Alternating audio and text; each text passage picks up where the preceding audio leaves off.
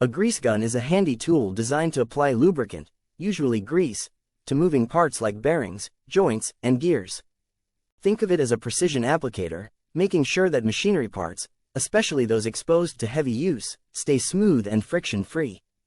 Grease guns come in different types: manual, pneumatic, and battery-operated, each offering its own advantage depending on the job. For example, a manual grease gun relies on hand pressure, while a pneumatic one uses air power, making it perfect for bigger tasks. When you press the trigger or pump the lever, it releases a measured amount of grease, preventing over-lubrication or messy spills.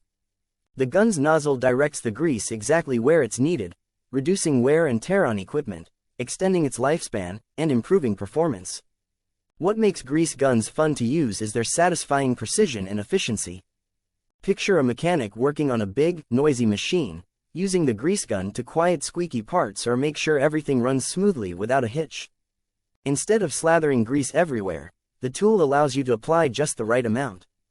It's a small but powerful weapon in the world of machinery maintenance, and the satisfaction comes from knowing that with just a few pumps, you're protecting your equipment from grinding to a halt.